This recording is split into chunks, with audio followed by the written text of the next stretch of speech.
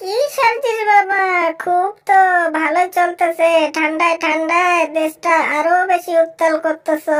আহা, কি মজা, খুব মজা নিতেছি। মোদির ঘরে বসে থেকে খুব পায়ের ওপর পা দিয়ে কিন্তু মজা নিতেছি বাবা গো। এই হাসিনা, এই স্বৈরাচারী হাসিনা, তুই তো দেশটাকে শেষ করে দিয়ে গেছিস। এই যে উপদেষ্টা, প্রধান উপদেষ্টা ইউনুসও কিন্তু তাই বলেছে। সবাই তোমার উপর রেগে আছে, তুমি এইরকম খটখটির মতো অট্টহাসি দিও না, ঠিক আছে? চুপ থাকো।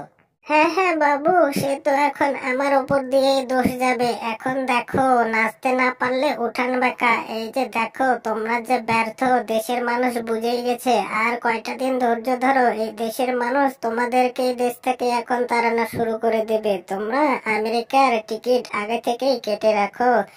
না না, আমাদের শেয়ার লাগবে না। তুমি বেশি কথা বলো না। আমাদের আমেরিকা যেতে হবে না, আমরা এই দেশেই জন্মেছি, এই দেশে মরবো। তোমার মতো পালিয়ে আমরা কোথাও যাব না, মনে রেখো।